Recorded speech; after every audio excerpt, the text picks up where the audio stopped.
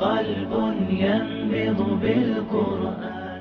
الحمد للہ رب العالمین والصلاة والسلام علی اشرف الانبیاء والمرسلین نبینا محمد وعلی آلہ وصحبہ اجمعین. اما بعد فاعوذ باللہ من الشیطان الرجیم. بسم اللہ الرحمن الرحیم.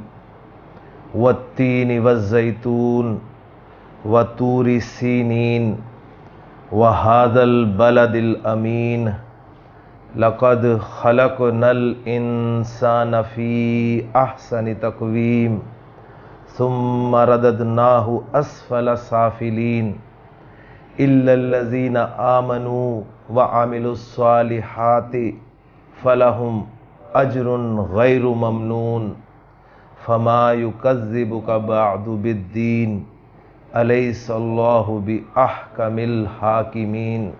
صدق اللہ العظیم. بلا وانا علی ذالک من الشاہدین. رب اشرح لی صدری ویسر لی امری واحلل عقدۃ من لسانی یفقہوا قولی. رب یسر ولا تعسر وتمم بالخیر. آمین یا رب العالمین. اعراب القرآن کے سلسلے میں 8 آیات پر مشتمل صورتوں کا انالیسس ہمارا جاری ہے، اور آج اس سلسلے کی قرآن مجید کی صورت نمبر 95 جو کہ سورۃ التین کے نام سے جانی جاتی ہے، وہ میں نے آپ کے سامنے تلاوت کی ہے. اور اس کے آخر میں جو میں نے الفاظ ادا کیے ہیں، حضرت ابو ہریرہ رضی اللہ تعالیٰ عنہ فرماتے ہیں کہ اللہ کے رسول صلی اللہ علیہ وآلہ وسلم نے ارشاد فرمایا کہ جب تم میں سے کوئی شخص یہ آیت پڑھے، خاص طور آخری آیت جو ہے کہ الیس اللہ باحکم الحاکمین، تو یہ ضرور کہے کہ بلا کیوں نہیں، وانا علی ذالک من الشاہدین، میں اس پر گواہی دینے والوں میں سے ہوں. اس لیے کہ وہ جو آخری آیت ہے اس کا ترجمہ پہلے ہی میں آپ کے سامنے رکھ دوں کہ الیس اللہ باحکم الحاکمین، کیا اللہ تمام حاکموں میں سب سے بڑا حاکم نہیں ہے؟ یعنی یہی کہا جا رہا ہے نا کہ اللہ تعالیٰ تمام حاکموں میں سب سے بڑا حاکم ہے. تو اس پہ ہم یہ گواہی دیتے ہیں کہ کیوں نہیں وہ حاکم ہے، اس پر گواہی دینے والوں میں سے ہوں. تو نماز میں بہرحال آپ جب سورۃ التین کی تلاوت سنیں گے تو احناف کے نزدیک نماز میں یہ کلمات نہیں کہے جائیں گے. نماز کے باہر جہاں بھی آپ سورۃ التین کی تلاوت سنیں گے تو اس آیت پہ جب پہنچیں گے تو اس کے بعد آپ یہ الفاظ کہیں گے. اللہ تعالیٰ سے دعا ہے کہ اللہ تعالیٰ ہمیں نبی کریم صلی اللہ علیہ وآلہ وسلم کے فرامین پر عمل کرنے کی توفیق عطا فرمائے. سورۃ التین کی پہلی آیت جو ہے اس کا انالیسس میں آپ کے سامنے رکھتا ہوں. جی پہلی آیت میں جو الفاظ استعمال ہوئے ہیں وہ دیکھیں. پہلا لفظ جو ہے وہ کلمہ کی قسم حرف ہے، واو ہے، اور واو کلام کے بالکل جب شروع میں آ رہا ہے تو ظاہر بات ہے یہ عطف کے معنی میں تو ہوگا نہیں، یعنی واو عاطفہ تو ہو نہیں سکتا یہ. اس لیے ایک تو وجہ اس کی یہ ہے، اور دوسرے یہ دیکھیں کہ اس واو کے بعد جو اسم آ رہا ہے وہ آپ کو حالت جر میں نظر آ رہا ہے. تو یہ واو قسمی ہے، جو کہ واو حرف جر ہے، قسم کے لیے استعمال ہوتا ہے. تو دوسرا لفظ اس میں ہے التین، جو کہ آپ دیکھ رہے ہیں. التین یہ انجیر کے لیے لفظ استعمال ہوتا ہے. اس کے بعد پھر ایک واو ہے، اس واو کو آپ عاطفہ کہہ سکتے ہیں، اور اگر الگ سے بھی چاہیں تو اس کو واو قسمیہ کہہ سکتے ہیں، لیکن زیادہ بہتر ہے کہ ہم اسے واو عاطفہ قرار دیں. اور اس کے بعد الزیتون. الزیتون یہ بھی ایک اسم ہے. اسم کی دیکھیں ذہن میں رکھیے گا کہ موٹی 2 پہچانیں ہیں. ماشاءاللہ جب عربی گرامر کی کوئی بھی کتاب پڑھی جاتی ہے تو اس میں اسم کی علامات بیان کی جاتی ہیں. ایک علامت بیان کی جاتی ہے کہ وہ لفظ جس پر الف لام داخل ہو وہ اسم ہوتا ہے، اور ایک علامت اس کی یہ بیان کی جاتی ہے کہ وہ لفظ جس کے آخر میں تنوین ہو، یعنی 2 زبر ہوں، 2 پیش ہوں یا 2 زیر ہوں، تو وہ بھی اسم ہوتا ہے. اس کے علاوہ بھی اسماء کی وہ علامات بیان کرتے ہیں. مثلا وہ کہتے ہیں جی اس سے پہلے حرف جر کا آنا، اس کو موصوف ہونا، اس طرح کی علامت وہ کنفیوز کرتی ہیں اصل میں. اس لیے کہ جب آپ کو شروع میں ہی حروف جارہ کا نہیں پتہ، موصوف صفت کا نہیں پتہ، مضاف مضاف الیہ کا نہیں پتہ، تو آپ کیسے اس کو پہچان سکتے ہیں؟ یہ تو اینڈ پہ ہم کنکلوڈ کر سکتے ہیں کہ ساری گرامر پڑھنے کے بعد اب آپ پہچان کر سکتے ہیں کہ جی یہ اسم ہے اس لیے کہ یہ مضاف بن رہا ہے، یہ اسم ہے اس لیے کہ یہ موصوف بن رہا ہے، یہ اسم ہے کہ اس لیے اس سے پہلے حرف جر ہے.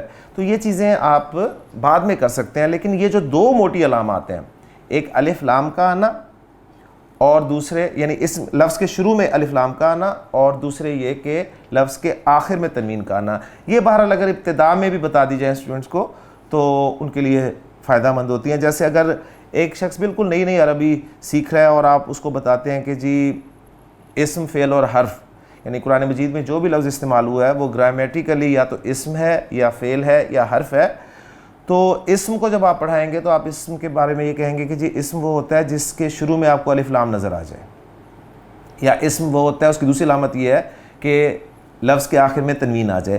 تو اس کو فالو کرتے ہوئے جس انسان نے ابھی تک عربی کے بارے میں کچھ بھی نہیں جانا، وہ بھی یہاں پر دیکھ کر فوراً آپ کو بتا دے گا کہ یہاں پر التین اور الزیتون جو ہے وہ دونوں اسما ہیں.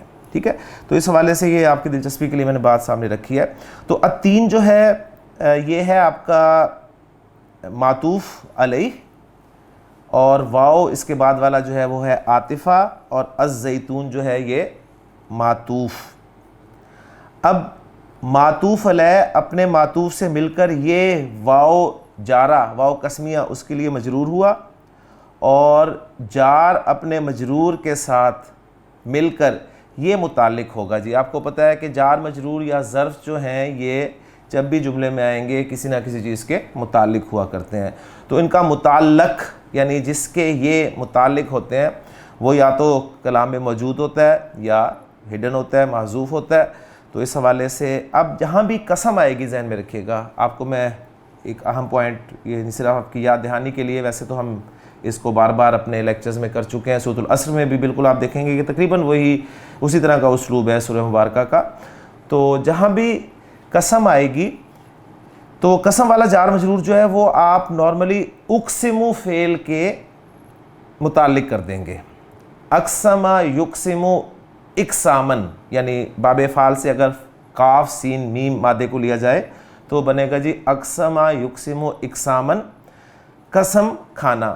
تو اقسم والتین والزیتون، اقسم فعل اور فاعل کو ہم معذوف مانیں گے کہ میں قسم کھاتا ہوں التین اور الزیتون کی. ٹھیک ہو گیا. تو یہ اقسم فعل جو ہے یہ ہم معذوف مانیں گے اپنے فاعل کے ساتھ، اور اس کے بعد آگے چلیں دوسری آیت پہ تو لفظ آپ کو مل رہے ہیں جی وَطُورِ سِینِین. اب یہاں پر دیکھیں اگر آپ ان کتابوں پر غور کریں تو وہ کہیں گے جی اسم کی ایک علامت یہ ہے کہ وہ مضاف ہو. اب اگرچہ یہاں پر طور کا لفظ جو ہے مضاف کے طور پر استعمال ہوا ہے، لیکن ایک نئے عربی پڑھنے والے کو یہ قطعی طور پہ نہیں پتہ چل سکتا کہ یہ یہاں پر مضاف ہے اور مضاف کہتے کسے ہیں. ٹھیک ہے، اس لیے یہ چیزیں جو ہیں وہ میں آپ کو بتاتا رہتا ہوں تاکہ آپ بھی ماشاءاللہ سب لوگ جو کچھ سیکھ رہے ہیں یا سیکھے ہوئے ہیں وہ آگے پہنچائیں. اور مقصد ہمارا یہی ہے کہ ہم قرآن مجید کی تعلیم کو زیادہ سے زیادہ عام کریں تاکہ زیادہ سے زیادہ لوگ قرآن مجید کی زبان کو سمجھیں اور پھر قرآن مجید کو سمجھ کر پڑھیں، اور پھر سمجھ کر جب پڑھیں گے تو انشاءاللہ تعالی عمل کی طرف بھی آئیں گے، اور جب عمل کی طرف آئیں گے تو ان کے اندر ایک خواہش پیدا ہوگی کہ وہ اس کو آگے پہنچائیں. یوں قرآن مجید کے جو حقوق ہم پر لاگو ہوتے ہیں جو کہ ہمارے فرائض ہیں تو وہ ہمیں ادا کرنے میں انشاءاللہ تعالی مدد ملے گی. تو طور آگے پھر یہ واو آ رہا ہے دوسری آیت میں، اس کو دیکھیں. یہ واو جو ہے اس کو بھی ہم عاطفہ قرار دیتے ہیں، اور جب ہم نے اس کو عاطفہ قرار دیا ہے تو جو پیچھے ہم نے مکمل کر دیا نا کہ التین والزیتون یعنی معطوف علیہ اپنے معطوف سے مل کر مجرور، تو یہاں پر الزیتون کو اب ہم معطوف اول قرار دے دیتے ہیں کیونکہ ابھی یہ قسمیں کھائی جا رہی ہیں. ٹھیک ہے، یعنی یہاں پر یوں کہا جا رہا ہے، میں آپ کے سامنے پہلے پکچر رکھوں کہ التین و الزیتون و طور سینین و ھذا البلد الامین. ٹھیک ہے، یعنی یہ چار چیزوں کی قسمیں کھائیں گی، یعنی چار چیزوں کو اکٹھا کیا گیا، ان کو ایک بریکٹ میں کر لیا گیا اور ان کے شروع میں واو قسمیہ لگا دیا گیا. درمیان میں جو بریکٹ کے اندر واو ہے یہ اور کے معنی میں ہے. ٹھیک ہے، یعنی التین اور الزیتون اور طور سینا اور یہ امن والا شہر، یہ سارے کے سارے اپنی نارمل حالت میں استعمال ہوں گے، لیکن جب ان سے پہلے باہر بریکٹ میں واو قسمیہ لگ گیا تو آپ کو پتہ ہے کہ بریکٹ سے باہر جو بھی چیز ہوتی ہے وہ بریکٹ کے اندر تمام کے تمام جو آپ کے اجزاء ہوتے ہیں ان سب کو افیکٹ کرتی ہے، ٹھیک ہے. تو واو کی وجہ سے سارے جر میں چلے گئے. واو کی وجہ سے التین التینی، الزیتون الزیتونی. اس کے بعد اگلا مضاف مضاف الیہ، تو مضاف مضاف الیہ میں مضاف الیہ تو ویسی حالت جر میں ہوتا ہے، تو مضاف جر میں جائے گا توری، اور اس کے بعد پھر حاذ البلد الامین، یہ بھی آپ کا جر میں ہوگا. اور یہ مرکب اشاری ہے حاذ البلد الامین، تو مرکب اشاری میں اعرابی حالت کا پتہ کہاں سے چلتا ہے؟ مشار الیہ سے. اور مشار الیہ کیا ہے؟ البلد الامین.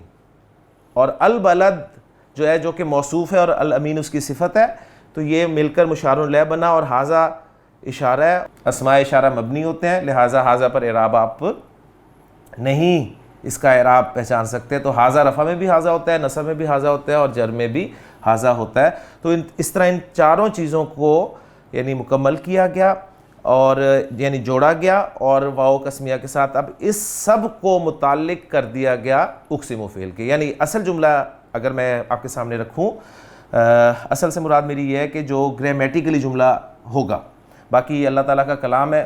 اکثر اسٹوڈنٹس یہ پوچھتے ہیں جی آپ محذوف نکالتے رہتے ہیں کہ جی اس میں یہ محذوف ہے، یہاں پر یہ ہونا چاہیے تھا، یہاں پر وہ ہونا ہے، یہاں پر یہ چیز ایسے ہے. تو اللہ کے کلام میں یعنی آپ اس کو اس طرح کیوں ٹریٹ کرتے ہیں کہ جی اس میں یہ چیز محذوف ہے، اللہ تعالیٰ نے اس کو بیان کیوں نہیں فرمایا؟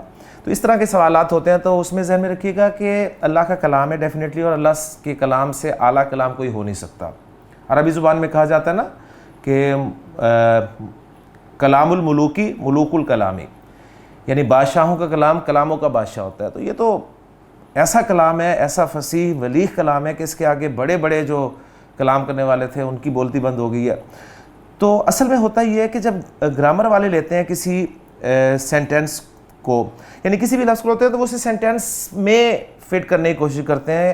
اور جب بھی کسی چیز کو آپ سینٹینس میں فٹ کرنے کی کوشش کریں گے تو وہ سینٹینس کی جو ریکوائرمنٹ ہے، سینٹینس کے جو پارٹس ہیں اس کے حوالے سے وہ ٹریٹ کرتے ہیں، ٹھیک ہے نا. تو پھر وہ جوڑتے ہیں کہ جی یہاں پر یہ چیز ہے یہ نہیں ہے، یہ چیز ہے یہ نہیں ہے، یہ چیز ہے یہ اس کے متعلق ہے وہ ہڈن ہے. تو اس طرح کی یہ چیزیں آپ کے سامنے آتی ہیں. اب دیکھیں نا، اس کو ہم ترجمہ کریں جی، لفظی ترجمہ کریں، التین الزیتون طور سینا اس امن والے شہر کی قسم. آپ کہیں گے ٹھیک ہے یہ مکمل تو ہو گیا، لیکن اگر غور کریں تو یہ مکمل جملہ نہیں بنا ابھی. جملہ کب بنے گا؟ جملہ اس وقت بنے گا جب آپ کہیں گے کہ میں التین الزیتون طور سینا اور اس امن والے شہر کی قسم کھاتا ہوں. اب یہ جملہ مکمل ہوا. تو اب میں قسم کھاتا ہوں یہ ایک چیز ہڈن ہے، لہٰذا اس کو پھر گرامر والے اپنے ان تمام الفاظ کو لنک کرنے کے لیے وہ چیزیں جو ہے محذوف نکالتے ہیں. تو یہاں پر اس طرح ہی ہے کہ جی اقسم والتین والزیتون وطور سینین وہذا البلد الامین، میں قسم کھاتا ہوں، مجھے قسم ہے التین کی، الزیتون کی، طور سینا کی اور اس امن والے شہر کی. التین اور الزیتون پہ جیسے میں عرض کر چکا ہوں کہ یہ دو مشہور پھلوں کے نام ہیں. اور طور نیا لفظ آیا آپ کے لیے آگے، اور سینین.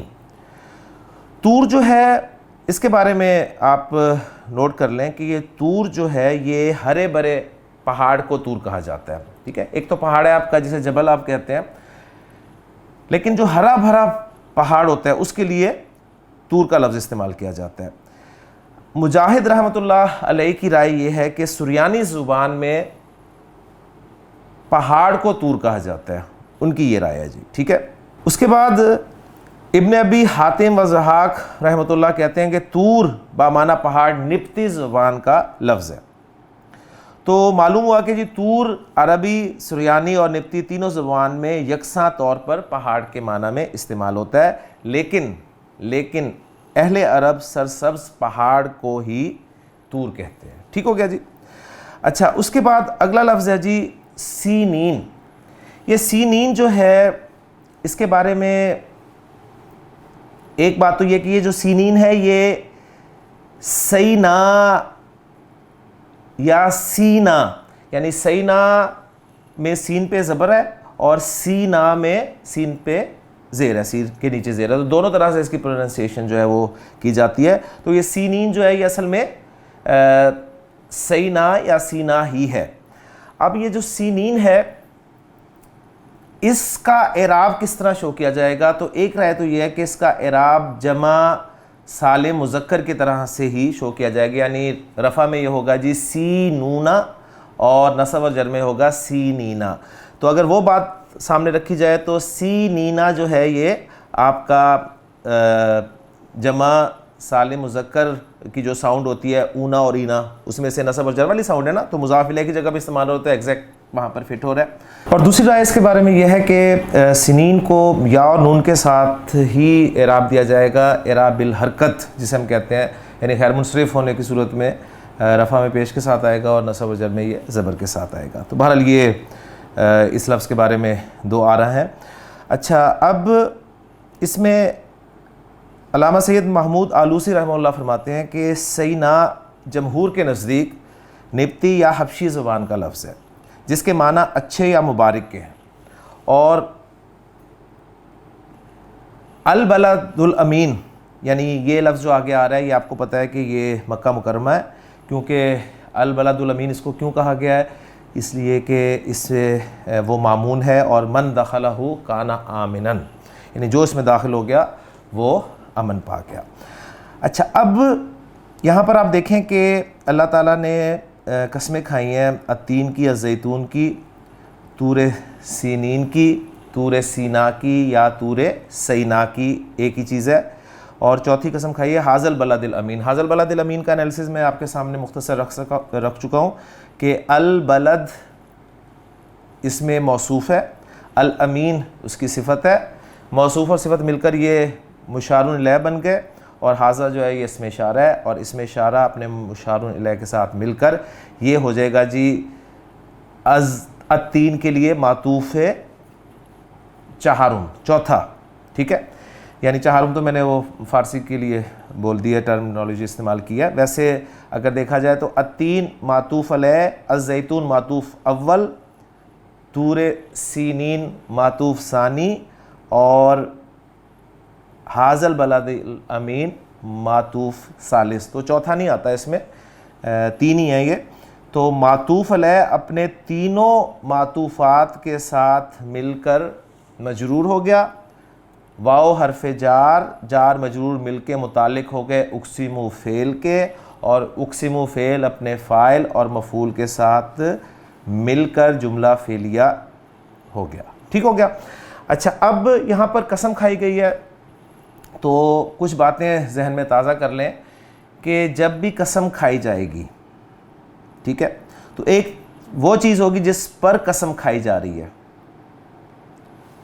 ٹھیک, قسم جب بھی آئے گی تو قسم یا تو کسی حرف کے ذریعے قسم کھائی جائے گی, اور حروف قسم آپ کو پتہ ہے واو ہے, تا ہے, ٹھیک, والعصر, تا, تاللہ, یا با بھی جو ہے یہ حرف جر, یہ بھی قسم کے لیے استعمال ہوتا ہے. ٹھیک, قرآن مجید میں جادوگروں نے کہا تھا کہ فرعون کی عزت کی قسم, وہ با کے ساتھ بعزت فرعون کے لفظ جو ہیں استعمال ہوئے ہیں, تو با بھی قسم کے لیے استعمال ہوتا ہے. یا پھر قسم جو ہے وہ الفاظ کے ساتھ استعمال ہوئے گی, لا اقسم بیوم القیامہ, لا اقسم بہذا البلد.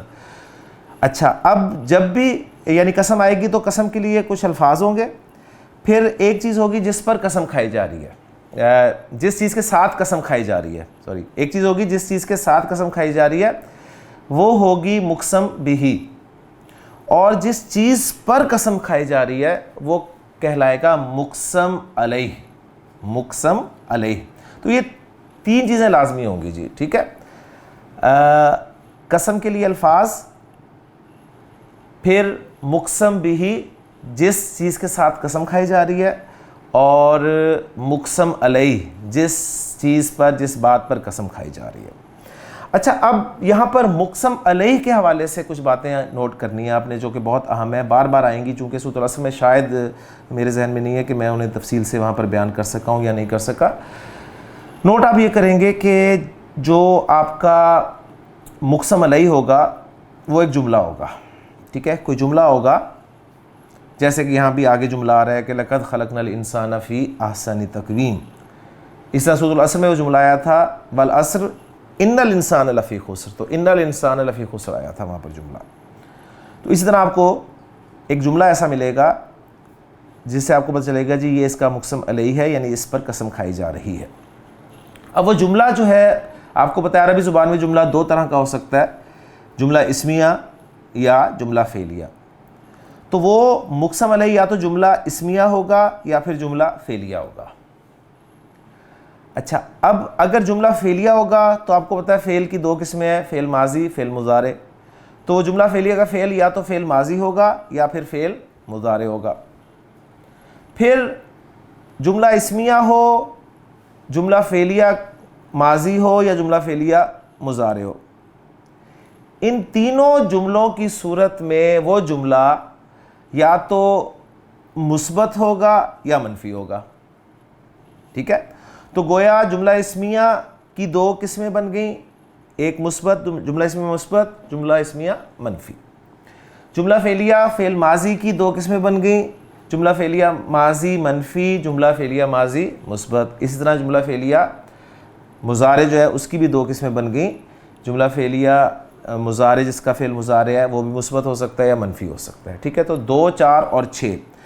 پھر فعل مضارع میں فردر ایک ڈویژن آ جائے گی کہ فعل مضارع آپ کو پتہ ہے دو معنی میں استعمال ہوتا ہے, یا وہ حال کے معنی میں استعمال ہوتا ہے یا مستقبل کے معنی میں استعمال ہوتا ہے. تو اگر فعل مضارع حال کے معنی میں استعمال ہو رہا ہے یا مستقبل کے معنی میں استعمال ہو رہا ہے تو دو قسمیں یہ مزید بن گئی اس میں. ٹھیک ہو گیا.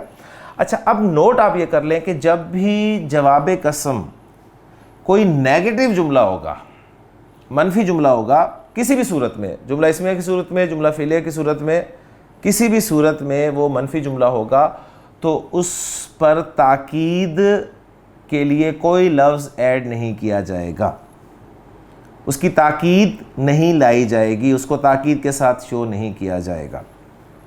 ایک بات نوٹ کر لیں. دوسری بات, جب بھی پازیٹیو جملہ ہوگا تو اس کو تاکید کے ساتھ شو کیا جائے گا, اس کی تاکید لائی جائے گی. اب ایک ایک کر کے میں کوشش کرتا ہوں آپ کے سامنے ایگزامپلز رکھنے کی. جملہ اسمیہ مثبت, جب جملہ اسمیہ مثبت ہوگا جواب قسم میں تو اس کی تاکید لائی جائے گی یا انا کے ذریعے سے یا لام کے ذریعے سے یا دونوں کے ذریعے سے. اور اس کی بہترین ایگزامپل آپ دیکھ لیں, والعصر ان الانسان لفی خسر. تو جواب قسم جملہ اسمیہ مثبت, انا بھی لایا گیا, لام تاکید بھی لایا گیا. کلیئر ہو گئی جی. جملہ فعلیہ فعل ماضی مثبت, تو اس کی تاکید لائی جائے گی لقد کے ذریعے سے. تو نوٹ کر لیجئے یہاں پر لقد خلقنا الانسان فی احسن تقویم. تو یہ لقد لازمی آپ کو ملے گا مثبت جملے میں. اب آئیں فعل مضارع کی طرف.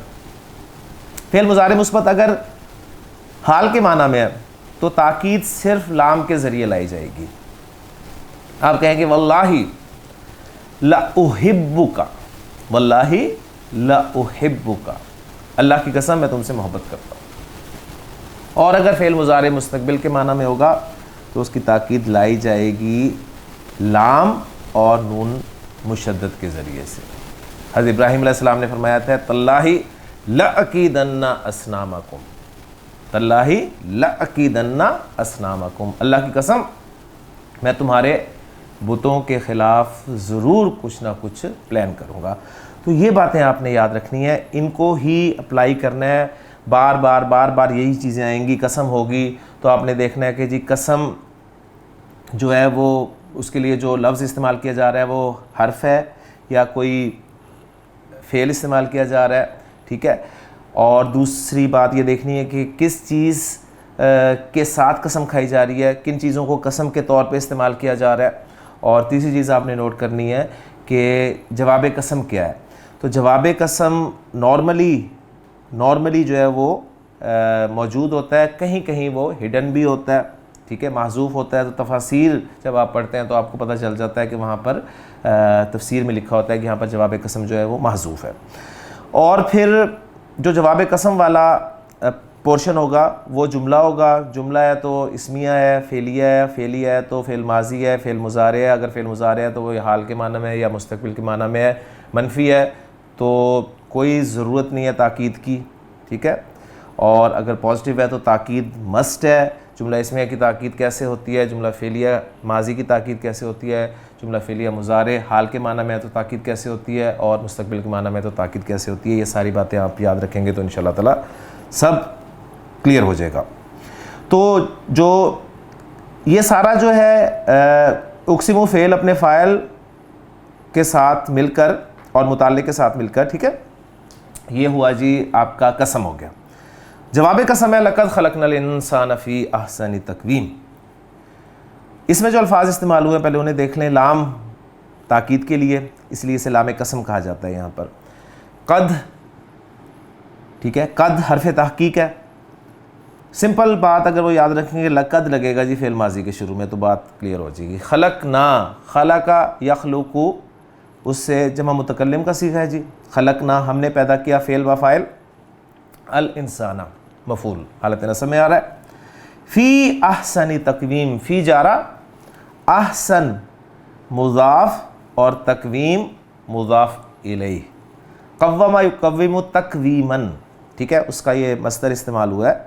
تو بہترین تقویم میں یہ متعلق کسی نے کر دیا جی خلقنا فعل کے, خلقہ فعل کے متعلق کر دیا. کسی نے کہا کہ نہیں یہ اصل میں الانسان جو اس کا حال بیان کیا جا رہا ہے.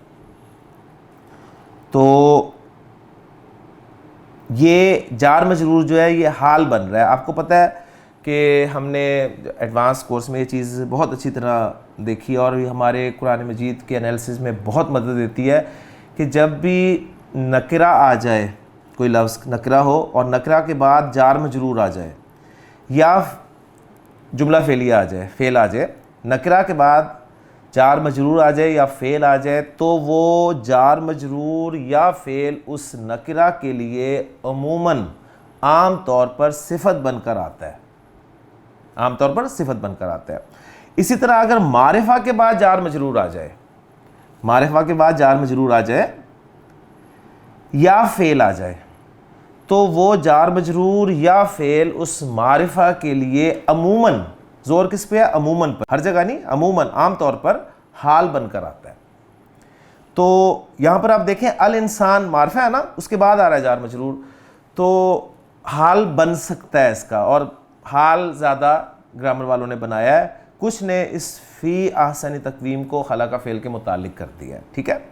تو ہم نے پیدا کیا انسان کو اس حال میں کہ وہ بہترین تقویم میں ہے, ٹھیک ہے. ترجمہ ایسا ہی بنے گا, یعنی حال کے ساتھ ہم اردو میں ترجمہ نہ کریں, حال کا لفظ ایڈ کر کے, تو یہ بنے گا کہ یقیناً ہم نے انسان کو بہترین تقویم میں پیدا کیا. اس کے بعد آگے آئیں جی, یہ سارا جواب قسم چل رہا ہے. ثم رددناہ اسفل السافلین. ثم حرف عطف, جب یہ حرف عطف ہو گیا تو اس کا مطلب ہے کہ خلقنا الانسان فی احسن تقویم, یہ آپ کا جملہ جو ہے یہ معطوف علیہ بن گیا. ثم حرف عطف عاطفہ, تو رددناہ اسفل سافلین, یہ جملہ جو ہے یہ آپ کا معطوف بن جائے گا, ٹھیک ہے. پھر وہ معطوف علیہ اپنے معطوف کے ساتھ مل کر یہ ہم بنا دیں گے جی جواب قسم. اب یہاں پر غور کر لیں, رددنا, را دال دال مادہ, ردہ یردو, ردہ یردو باب نون سے آتا ہے, ردہ یردو ردن, لوٹانا, رد کرنا, ٹھیک ہے. اس سے جمع متکلم کا صیغہ ہے جی رددنا, ہم نے لوٹایا. ہو کی ضمیر جاری ہے انسان کی طرف, اس کو اسفل سافلین, اسفل سافلین. اسفل اور احسن یہ دونوں آپ کو پتہ ہے کہ وہ جو آپ کی اسم تفضیل ہے وہ استعمال ہوا ہے نا, تو احسن سب سے بہتر, کسی سے بہتر, اسفل سب سے گرا ہوا یا کسی سے گرا ہوا. اور باقی آپ کو پتہ ہے کہ جب اسم تفضیل من کے ساتھ استعمال ہوتا ہے تو کمپیریٹیو ڈگری کے طور پہ استعمال ہوتا ہے, اور جب یہ مضاف بن کر آتا ہے یا صفت بن جاتا ہے, یعنی مرکب توصیفی میں استعمال ہوتا ہے ایز اے صفت, یا پھر یہ مرکب اضافی میں استعمال ہوتا ہے ایز اے مضاف, تو اس وقت یہ سپرلیٹو ڈگری کے طور پہ استعمال ہوتا ہے, ٹھیک ہے. یہ چیزیں آپ کو پتہ ہے, آپ پڑھ چکے ہیں ماشاءاللہ. تو یہاں پر آپ دیکھیں کہ دونوں جگہ پر یہ مضاف بن کر آ رہا ہے تو سپرلیٹیو ڈگری کے طور پہ استعمال ہوگا اسفل سافلین. سین فا لام مادہ اس سے اسفلو اسفلو اسفلا اسفلا, ٹھیک ہے. اور سافل اسی مادے سے اسم الفاعل سافل, اور سافل کی جمع سافلونا سافلینا. تو نچلوں میں سے بھی نچلا, یعنی سب نچلوں میں نچلا, یعنی سب سے نچلا. ان معنی میں ہم کہتے ہیں نچلا سمجھ رہے ہوں گے, بعض اوقات کچھ لوگوں کو یہ اردو بھی سمجھ نہیں آتی. یعنی نچلا مین سب سے نیچے والا, سب سے گرا ہوا, سب سے پست, ٹھیک, پست ان معنی میں ہے. اچھا, اب یہ اسفل سافلین جو مضاف مضاف الیہ بن کر آ رہا ہے, یہ کیا آ رہا ہے اس جملے میں ترکیب کے طور پہ؟ تو کسی نے کہا جی یہ جو ہو کی ضمیر ہے نا, ردد نہ ہو مفعول ہے, اس کے لیے حال بن کر آ رہا ہے. اور پھر ہم نے اسے لوٹا دیا کس حال میں؟ اسفل سافلین میں, یعنی اس حالت میں لوٹا دیا. کسی نے کہا کہ یہ اسفل سافلین جو ہے مضاف مضاف الیہ یہ مکانن محذوف کی صفت بن کر آ رہا ہے, ٹھیک ہے. تو مراد پھر یہ ہے کہ ایسی جگہ پر لوٹا دیا جو کہ سب سے نچلی جگہ ہے. تو بہرحال یہ دو آراء اعراب کے حوالے سے اس میں ملتی ہیں. کسی نے کہا جی یہاں پر فی اسفل سافلین ہے, جس طرح تھا خلقنا الانسان فی احسن تقویم, تو یہ بھی فی اسفل سافلین ہے. اس حرف جر کو نکال لیا گیا, اور جب نکال لیا گیا تو ظاہر بات ہے اسفلا پر نصب آ گئی. تو بہرحال یہ گرامیٹیکلی کچھ چیزیں ہیں جو آپ کے سامنے آ گئیں. اب آگے آ رہا ہے جی الا الذین آمنوا وعملوا الصالحات فلہم اجر غیر ممنون. اب آگے آ رہا ہے جی اللہ, اور آپ جانتے ہیں کہ اللہ جو ہے یہ حرف استثناء ہوتا ہے.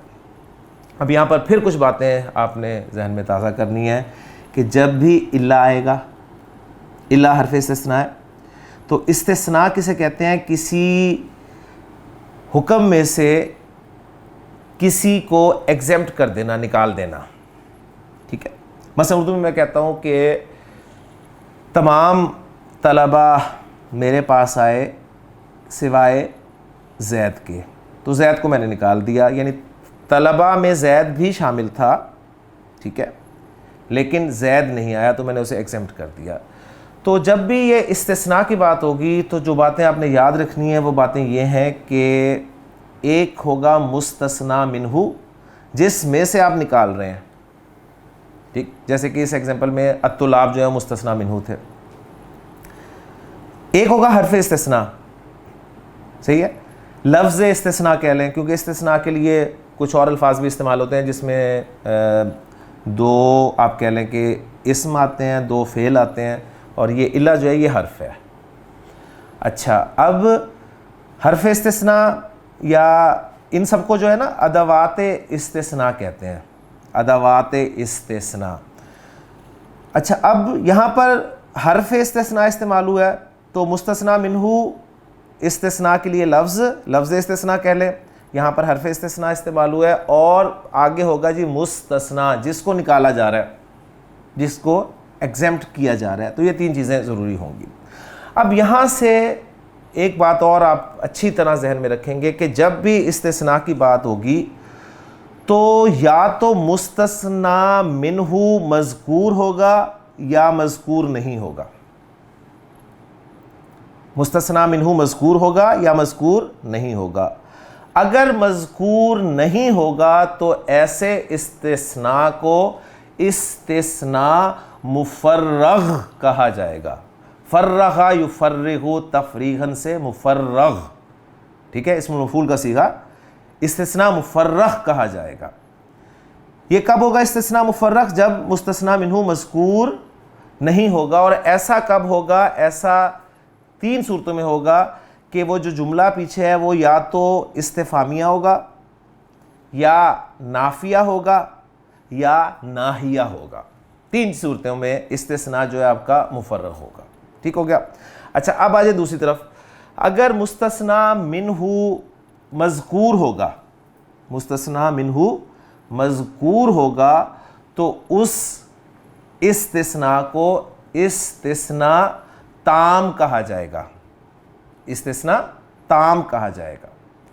اب جب مذکور ہے مستثنا منہو تو اس صورت میں پھر دو صورتیں ہو سکتی ہیں کہ وہ جو مستثنا ہے وہ یا تو مستثنا منہو کی جنس میں سے ہوگا، مستثنا منہو کی جنس میں سے ہوگا. جنس سے مراد کیا ہے؟ یعنی میں زید جو ہے وہ طلباء کی جنس میں سے ہی ہے نا، صحیح ہے، اس کی جنس میں سے ہے. اچھا اب اگر وہ جنس میں سے نہیں ہوگا، اگر پہلے اسے نوٹ کر لیں کہ اگر جنس میں سے ہوگا مستثنا منہو کی تو اس استثناء کو کہا جائے گا استثناء متصل. استثناء متصل. اور اگر وہ اس کی جنس میں سے نہیں ہوگا تو اس استثناء کو کہا جائے گا استثناء منقطع. استثناء منقطع. انقطع ینقطع سے منقطع. اچھا اب یہ ہو گئے. اب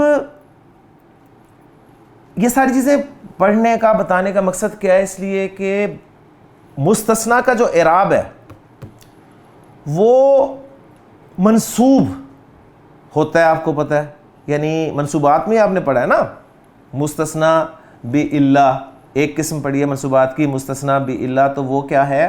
وہ یہی ہے کہ آپ عربی زبان میں جو جو اسم حالت نصب میں آتے ہیں تو ان کی پوری لسٹ وہاں پر موجود ہے. تو وہاں پر آپ نے پڑھا تو مستثنا کا اعراب بھی منصوب ہوتا ہے، لیکن مستثنا جو ہے وہ ہر جگہ منصوب نہیں ہوتا، ہر جگہ منصوب نہیں ہوتا. اس میں آپ نوٹ یہ کر لیں کہ جو استثناء منقطع ہوگا، استثناء منقطع ہوگا وہاں پر مستثنا ہمیشہ منصوب ہوگا، ہمیشہ منصوب ہوگا. ایگزامپل بہترین قرآن مجید سے کہ اللہ تعالیٰ نے تمام فرشتوں کو حکم دیا کہ آدم کو سجدہ کرو تو فسجدوا، ان سب نے سجدہ کیا الا ابلیسا، الا ابلیسا، سوائے ابلیس کے. تو ابلیس مستثنا ہے اور مستثنا منہو الملائکہ ہے، تو ابلیس جن ہے، جن جو ہے وہ فرشتوں کی جنس میں سے نہیں ہے، لہٰذا یہ استثناء منقطع ہوا اور استثناء منقطع ہمیشہ منصوب ہوگا. ٹھیک ہو گیا؟ اب آ جائیں دوسری طرف. استثناء متصل. استثناء متصل میں کلام چاہے آپ کا پازیٹیو ہو، پازیٹیو کے لیے عرب استعمال کرتا ہے ٹرمینالوجی موجب. موجب کلام کہتے ہیں اس کلام کو جس میں نہ تو استفہام ہو، سوال ہو، نہ ہی نفی ہو اور نہ ہی نہیں ہو. ٹھیک ہے؟ تو ایسے کلام کو موجب کہا جاتا ہے. اور اگر کلام میں استفہام ہے، نفی ہے، نہیں ہے تو یہ کلام غیر موجب کہا جاتا ہے. موجب اور غیر موجب عربی میں ٹرمینالوجی ہوگی اور فارسی میں موجب اور غیر موجب. ٹھیک ہے؟ کیونکہ فارسی میں ہم زیر دے کے جو ہے وہ بولتے ہیں. اچھا اب آپ کا مستثنا جو استثناء متصل ہے اس میں کلام آپ کا اگر تو موجب ہے تو مستثنا آپ منصوب لائیں گے، منصوب لائیں گے. ٹھیک ہے؟ اور اگر کلام غیر موجب ہے تو مستثنا منصوب بھی آ سکتا ہے، منصوب بھی آ سکتا ہے اور مستثنا منہو کے اعراب کے مطابق بھی آ سکتا ہے. وہاں پر یہ دونوں صورتیں ہیں. تو ہر مستثنا منصوب نہیں ہوتا، ذہن میں رکھیے گا. اور باقی بچی تیسری صورت کے مفرغ، تو مفرغ میں مستثنا کا اعراب اعراب خاص نہیں ہوتا، وہ جملے کے مطابق ہی اسے اعراب دیا جاتا ہے. اور اس کا طریقہ یہ ہوتا ہے کہ آپ الا کو کر لیتے ہیں، ہائڈ کر لیتے ہیں، اور پھر جملے میں وہ جو بن رہا ہوتا ہے مستثنا، وہ فاعل بن رہا ہوتا ہے تو اسے رفع کا اعراب دے دیتے ہیں، مفعول بن رہا ہوتا ہے تو اسے نصب کا اعراب دے دیتے ہیں، اگر حرف جر کے بعد آ رہا ہوتا ہے تو اسے مجرور کا اعراب دے دیتے ہیں. تو اس طرح اس کا آپ کہہ لیں کہ اعراب فکس نہیں ہوتا. تو اس کا طریقہ یہ ہوتا ہے کہ الا کو حذف کر لیتے ہیں اور پھر اعراب لگا دیا جاتا ہے. اور جب آپ ترجمہ کرتے ہیں تو ترجمہ اس سے مختلف ہوتا ہے، کیونکہ وہاں پر شروع میں ما یا لا لگا ہوتا ہے یا استفہام لگا ہوتا ہے. تو آسان پھر طریقہ یہ ہوتا ہے کہ دونوں کو ہی حذف کر لیں اور پھر اعراب لگا دیں تاکہ ترجمہ بھی آپ کا سیم بن جائے. ورنہ عام طور پہ طریقہ یہ لکھا ہوتا ہے جی حرف استثناء کو حذف کر دیں اور پھر اعراب لگائیں, ترجمے پہ نہ جائیں, بس اس کا اعراب پہچاننے کا طریقہ یہ ہوتا ہے. تو یہ چیزیں کچھ آپ کی جو ہیں وہ ہونی چاہیے ذہن میں. یہاں پر ہم دیکھیں گے جی الا الذین آمنوا وعملوا الصالحات, تو اللہ کے ذریعے استثناء کیا جا رہا ہے. تو یہ کون سا استثناء کیا جا رہا ہے؟ کیونکہ جو مستثنیٰ ہے وہ الذین آمنوا وعملوا الصالحات, ٹھیک ہے, یہ آ رہا ہے, یعنی ایگزمپٹ کیا جا رہا ہے ان لوگوں کو جو ایمان لائے اور انہوں نے نیک اعمال کیے. تو کن میں سے نکالا جا رہا ہے؟ کیا یہ استثناء مفرغ ہے, مستثنیٰ منہ مذکور ہے یا نہیں ہے؟ تو مذکور ہے, ظاہر بات ہے جی, ٹھیک ہے. کہاں مذکور ہے آپ دیکھیں جی, لقد خلقنا الانسان فی احسن تقویم ثم رددناہ اسفل سافلین. ہو کی ضمیر انسان کی طرف ہی جا رہی ہے, اور انسان سے جن سے انسان مراد لے تو مذکور ہے, لہٰذا یہ استثناء آپ کا مفرغ نہیں ہے, ٹھیک ہو گیا. لہٰذا یہاں پر کوئی نہ کوئی اعراب ہوگا. کلام بھی دیکھ لیں آپ, پازیٹیو ہے, کلام پازیٹیو ہے, تو الذین آمنوا وعملوا الصالحات اس کو ہم منصوب مانیں گے یہاں پر, اس لیے کہ اس میں موصول جو ہے وہ الذین تینوں حالتوں میں الذین رہتا ہے. تو اعراب پتہ نہیں چلا. اگر یہاں پر کوئی ایسا لفظ ہوتا جو کہ جس پر اعراب آپ کہہ لیں, جس کا اعراب ہم شو کر سکتے تھے کسی حرکت کے ذریعے یا ساؤنڈ کے ذریعے, جو ہماری ٹرمینالوجی ہے, تو اس میں وہ آپ کو مل جاتا. لیکن بہرحال الذین آمنوا وعملوا الصالحات کو ایگزمپٹ کیا گیا ہے, ٹھیک ہے. اچھا, اب ایگزامپٹ کیا گیا, کس میں سے کیا گیا؟ کچھ تفسیری باتیں میں بعد میں آپ کے ساتھ اینڈ پہ رکھوں گا انشاءاللہ تعالیٰ. تو کچھ گرامیٹیکلی باتیں اب اس وقت ہم ڈسکس کر رہے ہیں, باقی کچھ تفسیری پوائنٹس یہاں پر میں انشاءاللہ تعالیٰ آپ کے ساتھ اینڈ پہ شیئر کروں گا. تو اب الذین آمنوا وعملوا الصالحات, اب اس کا انالیسس کر لیں. پہلے مستثنیٰ منہ کو مینشن کر لیں کہ ثم رددناہ اسفل سافلین میں جو ہو کی ضمیر ہے رددناہ میں, یہ آپ کا مستثنیٰ منہ ہے, ٹھیک ہے. یعنی مفعول کے لیے یہ آگے اس کے ساتھ مل کر یہ, یعنی ہو کی ضمیر جو انسان کی طرف لوٹ رہی ہے, تمام انسان مراد ہے, الانسان مراد ہے, جنس مراد ہے, تو وہ مستثنیٰ منہ ہو گیا. اور یہ استثناء مل کر پھر جو ہے مفعول بنے گا. مستثنیٰ منہ اپنے مستثنیٰ کے ساتھ مل کر مفعول بنے گا. یہ وہ ترکیب ہے جو بر صغیر میں کی جاتی ہے, جسے چین والی ترکیب کہا جاتا ہے. جبکہ عرب کی ترکیب جو ہوتی ہے وہ بس یہاں پر بتائیں گے جی ہو کی ضمیر جو ہے مستثنیٰ منہ ہے, اور آگے الذین آمنوا وعملوا الصالحات جو ہے یہ مستثنیٰ ہے. وہ اس چکر میں اسے لنک نہیں کرتے. لیکن بہرحال دونوں چیزیں اپنی جگہ پہ صحیح ہیں. کچھ لوگوں کو اس طرح بات جلدی تو نہیں, مطلب آسانی سے سمجھ آ جاتی ہے. کچھ لوگوں کو ان کی ترکیب کے حوالے سے بات سمجھ میں آتی ہے. بہرحال یہ دو مختلف تراکیب کے طریقے ہیں. بر صغیر پاک و ہند کا طریقہ, پاکستان میں انڈیا میں ترکیب اسی طریقے سے کی جاتی ہے جس طرح کی ہم ترکیب کرتے ہیں. جبکہ عرب میں ترکیب آپ دیکھیں گے کہ وہ لنک نہیں کرتے, ٹھیک ہے. وہ کر رہے ہیں جی, وہ کہیں گے واو قسمیہ, التین جو ہے یہ آپ کا واو جارہ قسمیہ, اور التین جو ہے مجرور ہے. الزیتون معطوف, تور سینین, تور جو ہے وہ کہیں گے جی معطوف ثانی, اور سینین جو ہے یہ مضاف الیہ ہے. اسی طرح وہ چلیں گے, اس طرح وہ کرتے کرتے ایک ایک لفظ کا جو ہے وہ بیان کرتے جائیں گے کہ یہ کیا یہاں پر ترکیب میں واقع ہو رہا ہے. جوڑتے نہیں ہیں وہ, ہم ذرا اس کو جوڑ دیتے ہیں. جیسے ہم نے جوڑا کہ جی رددناہ میں جو ہو کی ضمیر ہے یہ مستثنیٰ منہ ہے, اور آگے جو مستثنیٰ آ رہا ہے یہ مستثنیٰ منہ اپنے مستثنیٰ سے مل کر رددناہ فعل فاعل کے لیے مفعول بنا ہے, ٹھیک ہے. تو یہ وہ فرق ہے. تو اب آ جائیں جی الذین آمنوا پہ. الذین اس میں موصول ہے, جب بھی اس میں موصول آئے گا آگے صلہ ہوگا. صلہ جو ہے وہ یا تو جملہ ہوگا یا شبہ جملہ ہوگا. جملہ ہوگا تو اسمیہ ہوگا یا فعلیہ ہوگا. شبہ جملہ ہوگا تو جار مجرور ہوگا یا ظرف اور مضاف الیہ ہوگا. یہ ساری باتیں بار بار آپ کے سامنے آ رہی ہیں. تو یہاں پر جو صلہ آ رہا ہے وہ آمنو جملہ فعلیہ آ رہا ہے. آمنا یؤمنو ایمانن, اس سے فعل ماضی جمع مذکر غائب کا صیغہ, فعل اور فاعل یہ مل کر جو ہو گیا جی آپ کا معطوف علیہ, اس لیے کہ آگے وعملوا الصالحات آ رہا ہے. تو اس لیے میں نے اسے صلہ فوراً نہیں بنا دیا, اس کو معطوف علیہ کر دیا. واو عاطفہ عاملوا الصالحات, عاملو عاملہ یعملو, عاملہ یعملو باب سمیع یسمعو سے عاملو فعل اور فاعل, اور الصالحات یہ اس کے لیے مفعول بن گیا. الصالحات تو لوگ کہتے ہیں جی صفت ہے, تو یہ تو صفت کے طور پہ آ رہا ہے تو اس کا موصوف کہیں تو اس کا موصوف اصل میں ہڈن ہوتا ہے جو کہ الاعمال ہوتا ہے. تو اصل میں ہوگا جی وَعَمِلُوا الْأَعْمَالَ الصَّالِحَاتِ.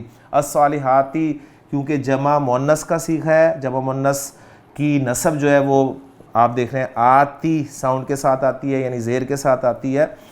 تو الاعمال غیر عاقل کی جمع ہے, لہٰذا اس کی صفت جو ہے وہ عام طور پہ واحد مؤنث آتی ہے, لیکن جمع مؤنث بھی آ سکتی ہے. بار بار یہ باتیں آپ کے سامنے آ رہی ہیں. یہ جملہ فعلیہ عامل الصالحات جو ہے فعل اپنے فاعل و مفعول سے مل کر جملہ فعلیہ ہو کر یہ معطوف ہو گیا آمنو جملہ پر. معطوف علیہ اپنے معطوف سے مل کر یہ الذین اسم موصول کے لیے صلہ بن گیا. الذین اسم الموصول اپنے صلے کے ساتھ مل کر مستثنیٰ ہو گیا, اور وہ مستثنیٰ منہ اپنے مستثنیٰ کے ساتھ مل کر رددنا جو فعل اور فاعل تھا اس کے لیے مفعول بن گیا. یہ تھی. لیکن آگے آپ دیکھ رہے ہیں جی فلہم اجر غیر ممنون آ رہا ہے, تو اس کا مطلب ہے کہ یہ فا بھی آ رہا ہے آگے اور پھر لہم اجر غیر ممنون بھی آ رہا ہے. تو اب اس کو کس طرح جوڑیں گے؟ تو کسی نے کہا جی یہ فا زائدہ ہے, ٹھیک ہے. کسی نے کہا فا زائدہ نہیں ہے بلکہ یہ فا جو ہے یہ فا رابطہ ہے. فا رابطہ اس فا کو کہا جاتا ہے جو شرط کے جواب پر آتا ہے. اب کہیں گے یہاں کون سی شرط ہے؟ تو کچھ صورتیں عربی زبان میں ایسی ہوتی ہیں جہاں پر مبتدا میں شرط کے معنی چھپے ہوتے ہیں. مبتدا میں شرط کے معنی موجود ہوتے ہیں, یعنی مبتدا متضمن ہوتا ہے شرط کے معنی کو. یہ اور مشکل ٹرمینالوجی ہوگی, تو آسان یہ ہے کہ کچھ جملے عربی زبان میں ایسے ہوتے ہیں جہاں پر مبتدا جو ہے اس میں شرط کے معنی موجود ہوتے ہیں. تو انہوں نے کہا جی یہاں پر شرط کے معنی موجود ہیں. الذین آمنوا وعملوا الصالحات, ٹھیک ہے. اور یہ عام طور پر دو جگہ پر شرط کے ایسا مبتدا دو طرح کا ہوتا ہے, یا تو اسم موصول ہوتا ہے یا پھر وہ دوسری صورت جو ہے وہ اس کے نکرہ کی ہوتی ہے غالباً.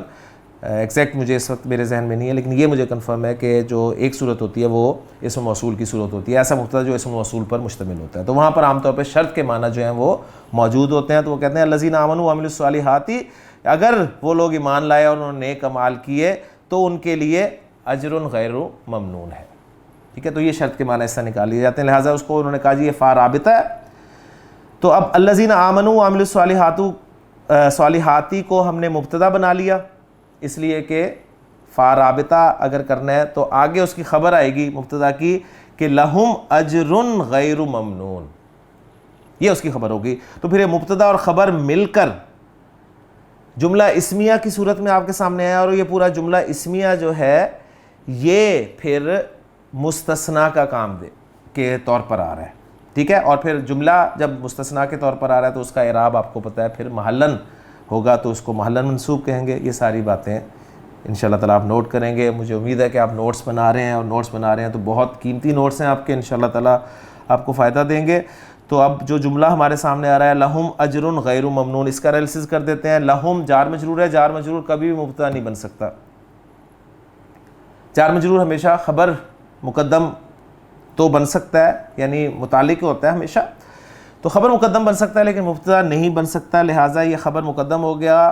فیصلہ ہم نے فوراً کیوں کر دیا مبتدا خبر کا؟ اس لیے کہ آگے ہمیں کوئی فعل نظر نہیں آ رہا. اگر ہمیں فعل نظر آ رہا ہوتا تو ہم فوراً اس کے بارے میں فیصلہ نہ کرتے کہ یہ خبر مقدم ہے, ٹھیک ہے, کیونکہ خبر جو ہے وہ تو جملہ اسمیہ میں آئے گی نا. تو یعنی یہ جو ہم نے فیصلہ کیا کہ جی یہ خبر مقدم ہے, تو اس کا مطلب ہے ہم اسے جملہ اسمیہ بنانے کا فیصلہ کر رہے ہیں. اور جملہ اسمیہ کیوں بنا رہے ہیں؟ اس لیے کہ اس میں فعل موجود نہیں ہے, کچھ چیزیں آٹومیٹکلی آپ کی چلیں گی. تو لہم خبر مقدم, اجرن یہ اس کا مبتدا مؤخر ہے. لہم اجرن ان کے لیے بہت بڑا اجر, ان کے لیے بہت بڑا اجر. نکرہ تعظیم کے لیے بھی لایا جاتا ہے تو بہت بڑا اجر ہے, معمولی اجر نہیں ہے ان کے لیے. اور پھر اجرن کے آگے یعنی نکرہ کے بعد غیر ممنون ایک اور نکرہ آ رہا ہے. غیر ممنون مضاف مضاف الیہ, ٹھیک ہے, اور مضاف مضاف الیہ مل کر یہ اجرن نکرہ کے لیے صفت بن رہا ہے. نکرہ کے لیے صفت نکرہ ہوتی ہے, معرفہ کی صفت معرفہ ہوتی ہے.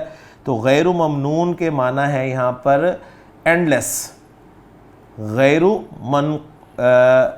کیا کہتے ہیں اسے, جو قطع نہ ہونے والا ہو, جو کٹنے والا نہ ہو, ٹھیک ہے. تو غیر ممنون مینز اینڈ لیس. تو لہم ان کے لیے اجر غیر ممنون، ایسا اجر ہے، جب بھی نکرہ ہو تو اس کا ترجمہ ایسا کے ساتھ کریں، ایسا اجر ہے جو کبھی نہ ختم ہونے والا ہے، جو کہ اینڈ لیس ہے۔ تو اب یہ مبتدا اپنی خبر کے ساتھ مل کر یہ بن جائے گا جی مستثنیٰ۔ یہاں پر بات ہوگی مکمل۔ اب فما یکذبک بعد بالدین، بات مکمل اس سینس میں ہوئی ہے کہ اتنا حصہ مکمل ہو گیا، لیکن ابھی بات چل رہی ہے اس حوالے میں کہ فما یکذبک بعد بالدین، یہ فا جو ہے اس کے بارے میں پھر کسی نے کہا جی یہ فا جو ہے یہ فا نتیجیہ ہے، یعنی نتیجہ یہ نکلا۔ کسی نے کہا نہیں فا نتیجیہ نہیں ہے یہ، بلکہ فا جو ہے یہ فا فصیحہ ہے۔ فا فصیحہ اس فا کو کہا جاتا ہے جو کہ ہڈن شرط کے جواب میں آتا ہے۔ ایک ہے جی شرط موجود ہے، شرط موجود ہے جملے میں، اس کا جواب شرط آ رہا ہے تو اس پہ فا داخل ہونا ہے، اور فا کس کی صورت میں داخل ہونا ہے یہ آپ کو پتہ ہے۔ جملہ اسمیہ پہ فا داخل ہوتا ہے، فعل امر پر داخل ہوتا ہے، فعل نہی پہ داخل ہوتا ہے، مختلف صورتیں ہیں۔ تو فا داخل جو فا آپ کو داخل ہوتا ہوا مل رہا ہے وہ فا رابطہ کہلاتا ہے۔ جیسے پچھلی آیت میں ہم نے اسے فا رابطہ کہا تھا اس لیے کہ اس میں شرط کا مفہوم تھا، ہڈن نہیں تھی شرط لیکن شرط کا مفہوم تھا۔ یہاں پر فا فصیحہ اس فا کو کہا جاتا ہے جہاں پر شرط جو ہے وہ ہڈن ہوتی ہے، شرط محذوف ہوتی ہے، تو کوئی شرط نکالی جاتی ہے، اس کے جواب میں پھر فا آتا ہے اور پھر آگے جواب شرط ہوتا ہے۔ تو وہ کہہ رہے ہیں کہ اب تجھے اگر، یعنی کچھ شرط انہوں نے یہاں پر محذوف مانی کہ اگر تو نے جان لیا انسان کا بہترین تقویم میں پیدا کرنا اور پھر اس کو اسفل سافلین میں لوٹانا، اگر تجھے معلوم ہو گیا تو جواب شرط کیا ہے؟ ما یکذبک بعد بالدین، یہ جواب شرط۔ ٹھیک، تو اس طریقے سے پھر یہ چیزیں آتی ہیں آپ کے سامنے، اس کا انالیسز رکھ لیں سامنے، آسان ہے، کوئی مشکل نہیں ہے۔ اس میں جو الفاظ استعمال ہوئے ہیں، ما اس میں استفہام ہے، ما اس میں استفہام یا تو ایو شعین کے معنی میں استعمال ہو رہا ہے اور مبتدا بن رہا ہے، یا پھر ما جو ہے من کے معنی میں یہاں پر ہے۔ ما مبتدا، یکذبو کا، کذب یکذبو تکذیباً جھٹلانا، یکذبو فعل فاعل، کا تجھے مفعول، یا اب یہ ما استفہامیہ ما مبتدا جو ہم نے بنایا اس کی خبر بن کر آ رہی ہے، ٹھیک ہے، جملہ فعلیہ خبر بن رہا ہے۔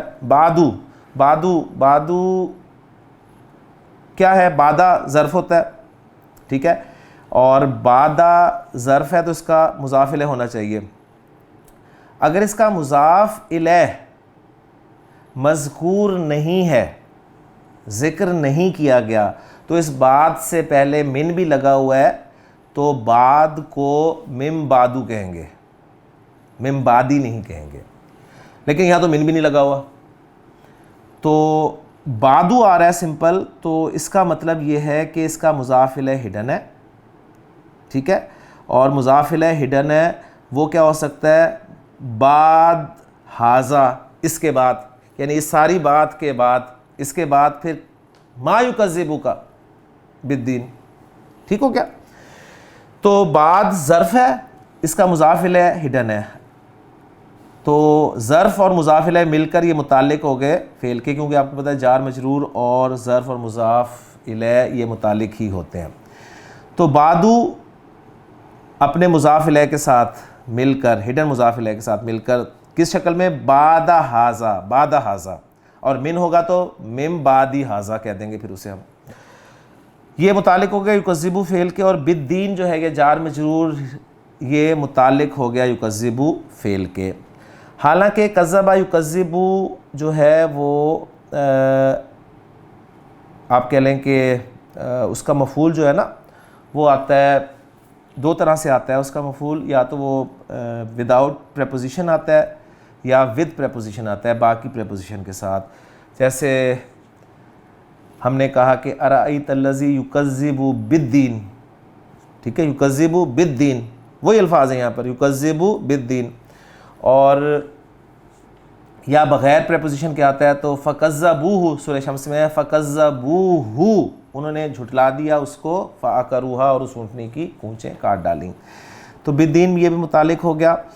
تو یکذبو فعل اپنے فاعل اور دونوں متعلقین سے مل کر جملہ فعلیہ ہو کر ما استفہامیہ کے لیے خبر بن گیا، اور ما استفہامیہ مبتدا اپنی خبر کے ساتھ مل کر جملہ اسمیہ بن گیا. یہ آپ کا جملہ اسمیہ بن گیا، اور شرط محذوف ہے تو شرط اور جواب شرط مل کر یہ جملہ شرطیہ بن گیا. بہرحال ترجمہ اس کا پھر ہم یوں کریں گے، فما یکذبک بعد بالدین، تو پس کیا چیز، ماں کا ترجمہ کیا چیز کے ساتھ کریں، کیا چیز یکذبک جھٹلاتی ہے تجھ کو، بعد بالدین، بعد ھذا اس کے بعد، بالدین، بالدین جزا و سزا میں، ٹھیک ہے، یعنی جزا و سزا میں پھر کیا چیز تجھے جھٹلاتی ہے، کیا چیز تجھ کو جھٹلاتی ہے. تو اس طرح کا اس کا ترجمہ ہوگا. کیا چیز جھٹلاتی ہے تجھے، یعنی جھٹلاتی ہے تجھے سے مراد کیا ہے یہاں پر. کسی نے کہا کہ جی یہاں پر اس میں خطاب حضور کریم صلی اللہ علیہ وسلم کو ہے، یا کسی نے کہا جی انسان کو ہے، اور حمزہ استفہام کے معنی میں استعمال ہوئے. بہرحال یہ چیزیں ہم کر چکے ہیں. باقی مزید ڈیٹیل آپ اس کی میں جیسے عرض کر چکا ہوں کہ کسی اچھی تفسیر میں دیکھ سکتے ہیں. ہمارا کام ہے گرامیٹیکلی انالائز کرنا، انالیسس کرنا، گرامر کے حوالے سے ہم چیزیں پڑھ لیتے ہیں. باقی میں آپ پر چھوڑ دیتا ہوں کہ آپ بھی کچھ مطالعہ کریں. اور آخری آیت جو ہے وہ سمپل سی ہے جی، الیس اللہ باحکم الحاکمین. آپ کا حرف استفہام ہو گیا. لیسا فعل ناقص ہے، آپ کو پتہ ہے، اور جب بھی فعل ناقص آئے گا اس کا ایک اسم ہوگا اور ایک اس کی خبر ہوگی. لیسا کی خبر پر ایک با حرف جر زائد آتا ہے، اور جب بھی کوئی حرف جر زائد آتا ہے تو اس کو گرامر میں نہیں لیا جاتا، گرامیٹیکلی اسے انالائز نہیں کیا جاتا. تو اس کی ترکیب کچھ ایسے ہوگی کہ لیسا فعل ناقص، اللہ اس کا اسم رفع میں ہوتا ہے، اور با زائدہ، اور احکم الحاکمین جو کہ اصل میں تھا احکم الحاکمین، ٹھیک ہے. حکم یحکم حکم کرنا، ٹھیک ہے. تو اس سے حاکم اسم الفاعل، اور حاکمون اور حاکمین اور احکم، پھر وہ آپ کا افعل و تفضیل کا صیغہ استعمال ہو رہا ہے، اور یعنی سب سے بہترین حکم سب سے بڑا حکم دینے والا، سب سے زیادہ حکم دینے والا، سب حکم کرنے والوں کا حکم کرنے والا، یہ معنی لیں گے جی، ٹھیک ہے نا. سب حکم کرنے والوں میں سب سے میں حکم کرنے والا، سب حکم کرنے والوں کا خوب حکم کرنے والا. اس طرح کا مختلف ترجمہ یہ آپ کے سامنے ہوگا. تو با زائدہ ہو گیا تو احکم الحاکمین، اس کو ہم کر دیں گے جی یہ لیسا کی خبر ہو گئی، جو کہ لفظاً یہاں پر مجرور ہے لیکن محلاً منصوب ہوگی. ٹھیک. اچھا، اب اگر اس کو ترکیب میں با کو لایا جائے تو پھر کچھ اس طرح کی ترکیب بھی کر دیتے ہیں کہ جی اللہ اس کا اسم ہو گیا، اور با جار ہو گیا، اور احکم الحاکمین جو ہے یہ مجرور ہو گیا، جار مجرور یہ لیسا کی خبر ہو گیا. تو بات تو بن جاتی ہے اس طرح. لیکن اصل میں پوائنٹ آپ کو یہ ذہن میں رہنا چاہیے کہ جب اس حروف زائدہ استعمال ہوتے ہیں تو نارملی ان کو ترکیب میں نہیں لایا جاتا. ترکیب میں لانے سے ان کے معنی میں فرق پڑ جاتا ہے. یہاں پر اگرچہ لیسا کی خبر کے طور پر آ رہا ہے تو جار مجرور خبر بھی تو آ جاتی ہے، لوگ کہتے ہیں. تو یہاں پر اگرچہ ایسا نہیں بن رہا، لیکن بہرحال ہم نے احتیاط کرنی ہے. تو یہ وہ جملہ ہے جو الگ سے استعمال ہوا ہے، جملہ فعلیہ لیسا، ٹھیک ہے. افعال ناقصہ کانا و اخواتھا وہی چیز ہے نا. تو یہ جملہ فعلیہ بنتا ہے، اور استفہامیہ جملہ ہوگا تو ہم اسے جملہ انشائیہ کہیں گے. باقی آپ کو پتہ ہے جملہ خبریہ ہوتا ہے انشائیہ کے مقابلے میں، جو کہ پازیٹیو جملہ ہوتا ہے یا نیگیٹو جملہ ہوتا ہے. تو استفہامیہ ہوگا یا فعل امر ہوگا، نہیں ہوگا تو ہم اس کو جملہ انشائیہ کہہ دیتے ہیں. لے جی الحمدللہ یہاں پر ہمارا جو انالیسس مکمل ہو گیا. اس کے جواب میں پھر ہم نے یہ پڑھی ہے تو پھر میں کہتا ہوں کہ بلا کیوں نہیں، وَأَنَا عَلَىٰ ذَلِكَ، انا علی ذالک، انا مبتدا، علی ذالک جار مجرور متعلق من الشاہدین، ٹھیک ہے، من الشاہدین جار مجرور، اور یہ علی ذالک جو ہے شاہدین کے متعلق ہے. تو انا من الشاہدین علی ذالک اصل میں جملہ تھا کہ کیوں نہیں، میں اس پر گواہی دینے والوں میں سے ہوں.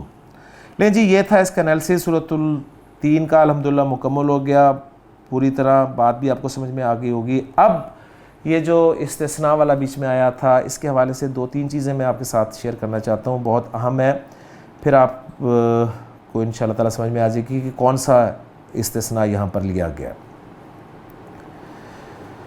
میں خود تو میری کوئی اوقات نہیں ہے، میں کچھ نہیں کہہ سکتا قرآن مجید کی آیات کے حوالے سے، نہ میرے پاس علم ہے. جو کچھ اپنے اساتذہ سے حاصل کیا ہے، جو کچھ پڑھا ہے، وہی آپ کے سامنے پیش کرنے کی کوشش کرتا ہوں. تو اس لیے اب یہاں بھی میں آپ کے سامنے پڑھ کر ہی بتاؤں گا کہ ہمارے بزرگ کیا کہہ رہے ہیں. جی وہ فرما رہے ہیں کہ جی ثم رددناہ اسفل سافلین اور فلہم اجر غیر ممنون. وہ کہہ رہے ہیں جی پہلی آیت میں انسان کو ساری کائنات سے آسن بنانے کا بیان تھا. اس جملے میں اس کے بالمقابل یہ بتایا گیا کہ جس طرح وہ اپنی ابتدا اور شباب میں ساری مخلوقات سے زائد حسین، معتدل اور متوازن اور متناسب الاعضاء تھا، آخر میں اس پر ایسا دور بھی آتا ہے کہ وہ بد سے بدتر شکل اور برے سے برا ہو جاتا ہے. یہ انہوں نے اس کا ترجمہ اس طرح کیا ہے. مشہور ہے، وہ کہتے ہیں کہ بڑھاپا برا آیا، ظاہر یہی ہے کہ بدتری اور برائی اس کی ظاہری جسمانی حالت کے اعتبار سے بتلائی گئی ہے کہ شباب ڈھلنے کے بعد اس کی شکل و صورت بدلنے لگتی ہے. بڑھاپا اس کے رنگ و روپ بدل ڈالتا ہے، وہ بد شکل، معذور، بیکار اور دوسروں پر بوجھ ہو کر رہ جاتا ہے، اور دوسرے حیوانات آخر تک اپنے کام میں لگے رہتے ہیں. انسان ان سے دودھ، سواری، بار برداری اور دوسرے سینکڑوں قسم کے کام لیتے ہیں. وہ ذبح کر دیے جائیں یا مر جائیں تو بھی ان کی کھال، بال، ہڈی بلکہ جسم کا ریزہ انسانوں کے کام میں آتا ہے. مگر انسان بیماری و ضعف میں عاجز ہو جاتا ہے تو دنیا داری کے اعتبار سے وہ کسی کام کا نہیں رہتا.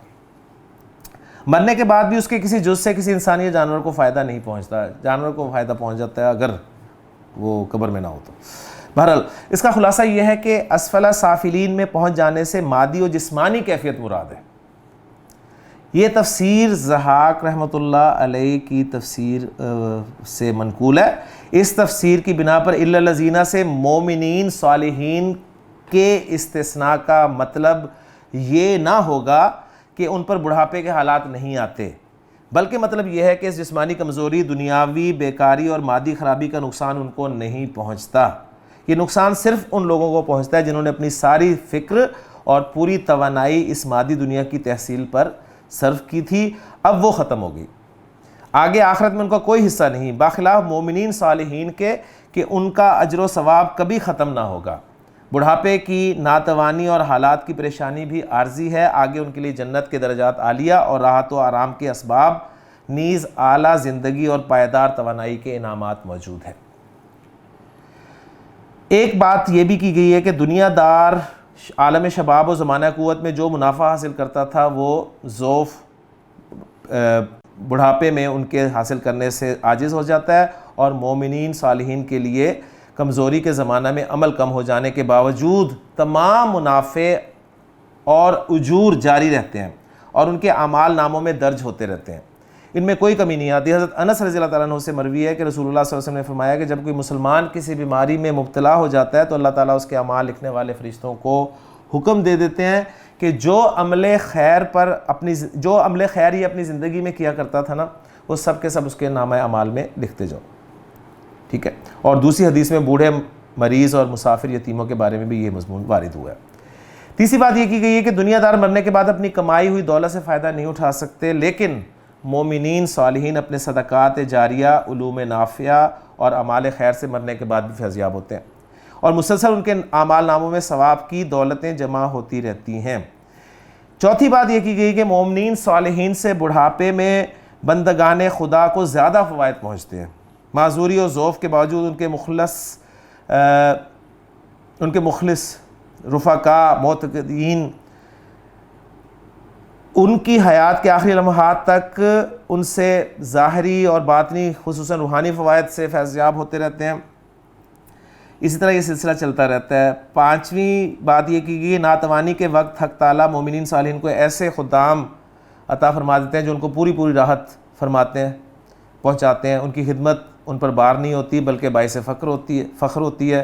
یہ بات دنیا داروں کو حاصل نہیں ہوتی.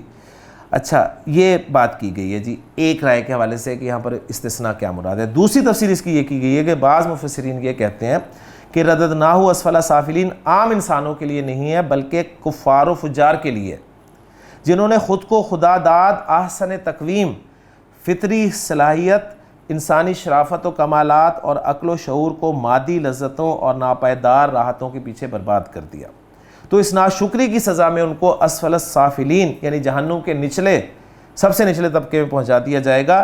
اس تفسیر کی بنا پر الا الذین کا استثناء اپنے ظاہری مفہوم پر ہی رہے گا کہ اسفل سافلین میں پہنچنے سے وہ لوگ مستثنیٰ و محفوظ ہیں جو اصحاب ایمان و عمل صالح ہے، کیونکہ ان کا اجر ہمیشہ جاری رہے گا۔ یعنی اس صورت میں استثناء متصل ہوگا، ٹھیک ہے، یہ بات ہوئی۔ اچھا، اب یہ تو استثناء کے حوالے سے بات تھی۔ اب ایک چیز میں آپ کے سامنے رکھنا چاہتا ہوں کہ اس سورہ مبارکہ میں جو قسمیں کھائی گئی ہیں، التین، الزیتون، طور سینین، ھذا البلد الامین، اس کے حوالے سے جنہوں نے التین اور الزیتون کو پھل مراد لیا، انہوں نے پھلوں کے، ان دونوں پھلوں کے فوائد پر بے شمار صفحے جو ہیں وہ بھر دیے کہ انجیر کے یہ فائدے ہوتے ہیں، زیتون کے یہ فائدے ہوتے ہیں، اس میں یہ ہوتا ہے، اس میں وہ ہوتا ہے، سب کچھ لکھ دیا۔ اوکے، کچھ نے کہا کہ نہیں، یہاں پر پھل مراد نہیں ہے، کیونکہ آگے جو دو قسمیں ہیں وہ مقامات کے بارے میں ہے اور یہ پھل کے بارے میں ہے، تو کچھ میچ نہیں ہو رہا۔ انہوں نے غور کیا تو انہوں نے کہا کہ اصل میں یہاں پر پھل مراد نہیں ہے، بلکہ وہ مقامات مراد ہیں جہاں پر یہ پھل ہوتے ہیں کثرت سے، اور وہ انہوں نے کہا جی یہ شام و فلسطین کا علاقہ ہے، اور بعض اوقات اہل عرب کے ہاں اور ہمارے بھی یہاں کبھی کسی پھل کی کثرت کی وجہ سے اس علاقے کو اس کے نام سے منسوب کر دیا جاتا ہے، موسوم کر دیا جاتا ہے۔ کسی نے کہا کہ نہیں، یہاں پر مقامات بھی مراد نہیں ہیں، بلکہ ان چاروں سے مراد شخصیات ہیں۔ شخصیات کیسے ہیں؟ دو تو بالکل واضح ہیں، طور سینین حضرت موسیٰ علیہ السلام، ھذا البلد الامین حضور اکرم صلی اللہ علیہ وسلم، اور جیسے کہ میں نے کہا کہ التین اور الزیتون وہ مقامات جہاں پر یہ پھل ہوتے تھے۔ شام فلسطین، شام فلسطین کا علاقہ کس کا علاقہ ہے؟ اکثر انبیاء علیہ السلام کا مسکن ہے۔ حضرت ابراہیم علیہ السلام بھی جب ہجرت کر کے گئے تھے تو کہاں گئے تھے؟ یہیں گئے تھے۔ تو گویا تمام انبیاء یا کسی نے کچھ خاص انبیاء کیے، بہرحال انہوں نے کہا کہ یہاں پر مراد جو ہے وہ شخصیات ہیں، نہ پھل ہیں نہ مقامات ہیں، شخصیات ہیں۔ پھر شخصیات کی قسم کھانے کی کیا ضرورت محسوس ہوئی یہاں پر؟ تو اس پہ غور و فکر کر کے انہوں نے کہا کہ دیکھیں، انسان، میرے جیسا انسان، آپ جیسا انسان جب اس دنیاوی زندگی میں غور و فکر کرتا ہے، اس کا رابطہ ہوتا ہے، اس کا تعلق، اس کا واسطہ پڑتا ہے مختلف قسم کے لوگوں سے۔ اس نے ایک بجلی کا کنیکشن ہی ٹھیک کروانا ہے، کوئی بجلی گھر میں پرابلم ہو گئی ہے، اس کے لیے وہ الیکٹریشین کے پاس جاتا ہے، الیکٹریشین اسے کہتا ہے جی میں گھنٹے میں آ رہا ہوں۔ سوال ہی نہیں پیدا ہوتا کہ وہ گھنٹے میں آ جائے۔ آپ اس سے فون نمبر لے کے آتے ہیں، اسے فون کرتے ہیں، وہ کہتا ہے جی بس میں آ گیا، میں اب آیا، ابھی آیا۔ کرتے کرتے ہو سکتا ہے کہ 1-2 دن گزر جائیں، وہ چیز آپ کی ٹھیک نہ ہو۔ کوئی وعدے کا پورا کرنا نہیں ہے، کوئی یعنی جھوٹ پہ جھوٹ، گیڑے پہ گیڑے، جسے گیڑا کہا جاتا ہے ہمارے ہاں، وہ آپ کو ملے گا۔ اس کے بعد اگر وہ آ بھی جاتا ہے، اس نے آپ کو کہا کہ جی یہ بہت ہی خوش قسمت ہوں گے اگر آپ، اس نے کہا کہ میں گھنٹے کے بعد آتا ہوں اور گھنٹے کے بعد آ جائے، اگر وہ آ بھی جاتا ہے تو جو کام کرے گا اس سے آپ مطمئن ہی نہیں ہوں گے، آپ کہیں گے کہ یہ کام ہے ہی نہیں۔ میں دلچسپ بات آپ کو بتاؤں، اس دفعہ بقرہ عید پہ جانور کے لیے کسائی ڈھونڈنے کا جو سب سے مشکل مرحلہ ہوتا ہے، جب وہ درپیش آیا تو بہرحال انتظام ہو گیا، جی ایک کسائی کا انتظام ہو گیا، اور اس نے کہا کہ جی انشاءاللہ تعالیٰ پہلے فرصت میں، بلکہ پہلے ٹائم میں موجود ہوں گا ادھر۔ تو الحمدللہ وہ آ بھی گیا، ہم خوش بھی ہوئے اور فارغ بھی ہو گیا۔ جب وہ فارغ ہو چلا گیا تو 1 ہفتے بعد ایک جگہ دوستوں کے ساتھ کھانا کھانے کا اتفاق ہوا۔ تو کھانا کھانے کے لیے جب ہم اس ہوٹل کے باہر پہنچے تو وہاں گارڈ جو کھڑا تھا وہ ہمارا کسائی تھا، یعنی گارڈ کے فرائض سر انجام دینے والا وہ کسائی تھا، جو فرسٹ ٹائم آ کر ہمارا جانور ذبح، بلکہ ہمارا ہی نہیں، پتہ نہیں کتنے لوگوں کا جانور ذبح کر کے گیا تھا۔ تو مقصد یہ کہ جو اس کام کے ماہر ہیں وہ آپ کو نہیں ملیں گے۔ تو الیکٹریشین آپ مطمئن ہی نہیں ہیں، آپ کچھ چاہ رہے تھے، اس نے کچھ کر دیا۔ اچھا اسی طرح، اور یہ تو ایک چھوٹی سی مثال دی ہے، مختلف معاملات میں آپ کو مایوسی ہی مایوسی ہوتی ہے. پھر آپس کے تعلقات، آپ نے کسی پر طرز کھا کر اس کو پریشان حال میں دیکھ کر اس کی کچھ مدد کر دی، ادھار کے طور پر اسے کچھ پیسے دے دیے، ساری زندگی آپ لگے رہیں گے، وہ آپ کو ادھار واپس نہیں ملے گا. پھر اس طرح اور بے شمار چیزیں. تو انسان پھر شریف النفس انسان جو ہے وہ اس نتیجے پہ پہنچتا ہے کہ یار انسان میں خیر نام کی چیز ہی نہیں ہے، اس میں خیر نہیں میں نے دیکھی، یہ ہے ہی، انسان ہے ہی ایسا، اسے انسان سے نفرت ہو جاتی ہے. اگر یہ کیفیت پیدا ہو جائے کہ آپ کو انسان سے نفرت ہونے لگ جائے تو یہ سورۃ التین جو ہے یہ آپ کی اس کیفیت کو دور کرے گی.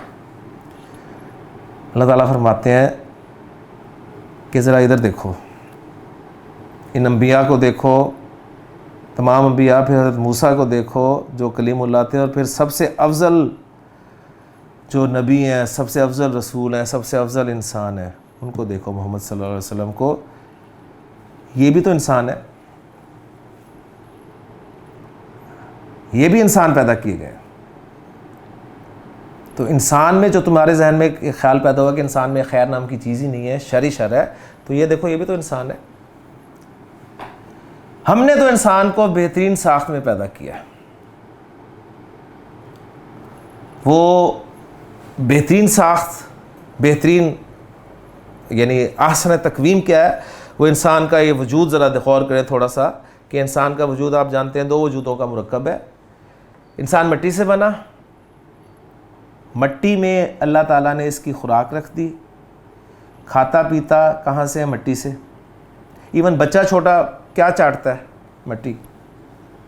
نبی کریم صلی اللہ علیہ وسلم نے ارشاد فرمایا کہ جب تمہیں غصہ آئے تو اگر کھڑے ہو تو بیٹھ جاؤ، بیٹھے ہو تو لیٹ جاؤ، اور لیٹنے کے بھی حوالے سے بتایا زمین پہ لیٹو. یعنی جیسے ہی انسان اپنی اصل کی طرف لوٹتا ہے اس میں آپ دیکھیں گے کہ فرق پڑے گا، تو وہ فرق پڑتا ہے. تو اصل اس کی مٹی ہے، مٹی میں خوراک ہے، کھانا پینا سارا اس کا مٹی میں ہے. جو پھل، جو سبزی، جو فصل اگتی ہے وہ کہاں اگتی ہے؟ مٹی میں اگتی ہے. گوشت کھاتا ہے، دودھ پیتا ہے جانوروں کا، وہ جانور کہاں چرتے ہیں؟ اس مٹی میں. اور جب انسان مر جاتا ہے تو جاتا کہاں ہے؟ مٹی میں. تو انسان کو اللہ نے مٹی سے پیدا کیا. انسان کون سا انسان؟ جو انسان کا ظاہری حیوانی وجود ہے، اس کو مٹی سے پیدا کیا، مٹی میں اس کی خوراک رکھ دی، مٹی میں ہی مرنے کے بعد جائے گا. لیکن اللہ تعالیٰ نے جب آدم کو تخلیق کیا تو فرشتوں سے کہا کہ جب میں اس میں اپنی روح میں سے پھونک دوں تو تم اس کو سجدہ کرنا. تو اس میں اللہ تعالیٰ نے جو اپنی روح میں سے پھونکا، اللہ تعالیٰ نے جو کلمہ کن کہا، تو وہ اس کا ایک روحانی وجود ہے، اس میں جو روح پھونکی گئی ہے. اور اللہ اس وجود کا بھی خالق ہے، اس کی خوراک بھی اللہ تعالیٰ نے اپنے ذمہ لی ہے. اس روحانی وجود کی خوراک کیا ہے؟ وہ خوراک بھی وہیں سے آئے گی، آسمان سے، اور وہ یہ آسمانی ہدایت ہے قرآن کی صورت میں.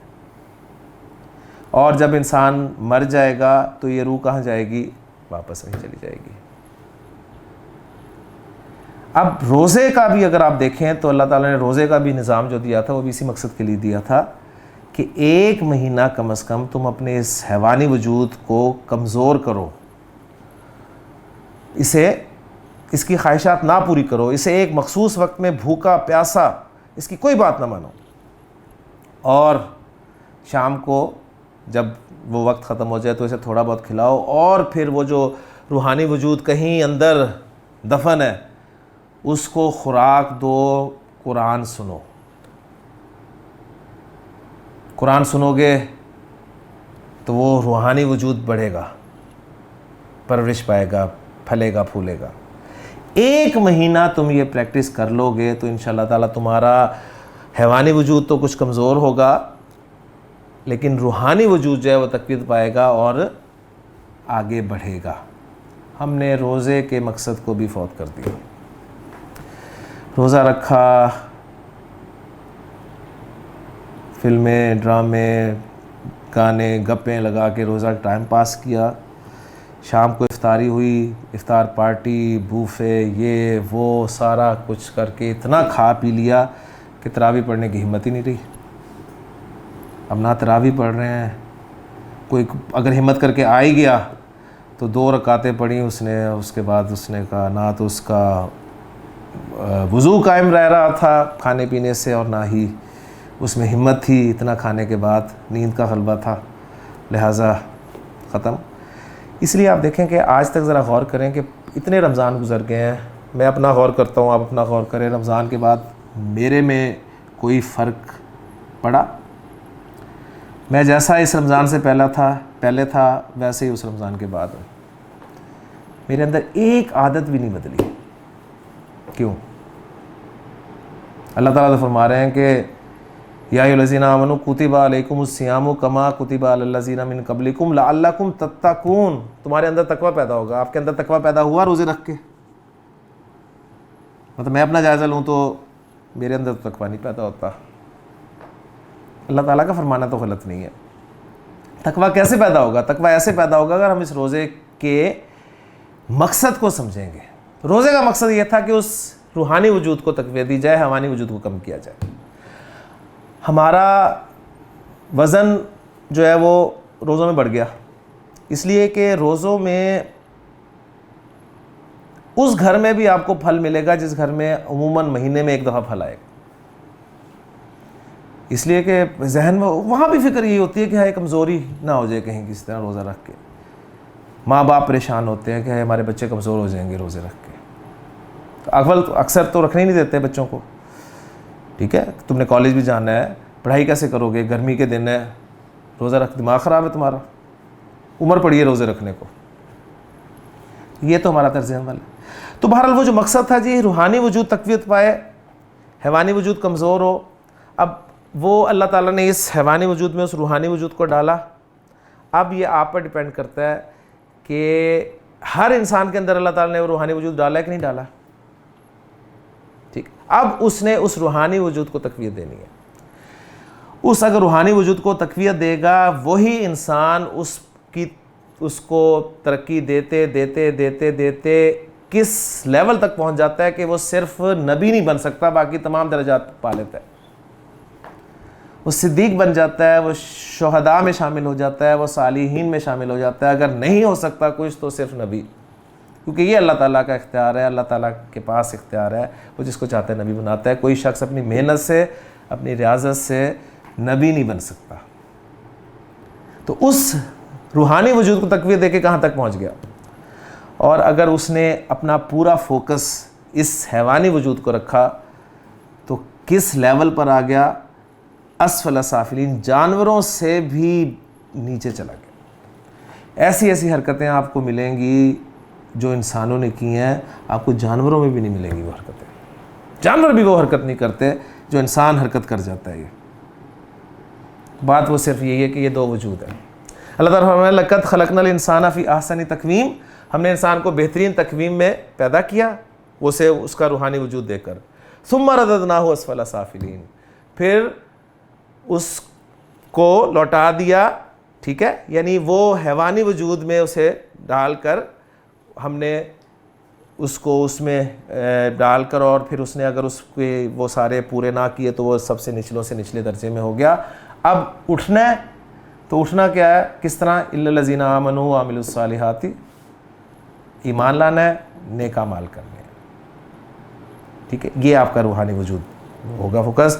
کچھ باتیں جو سمجھ آئی تھیں اپنے بڑوں سے سن کر وہ آپ کے ساتھ شیئر کر دی ہیں، باقی باتیں الحمدللہ کچھ آ بھی گئی ہیں، کچھ تفصیل سے میں نے ذکر بھی کر دی ہیں، تفسیر میں موجود بھی ہیں۔ بہت زبردست قسم کی چیزیں ہیں جی، میں کہتا ہوں کہ آپ انہیں ضرور پڑھیں۔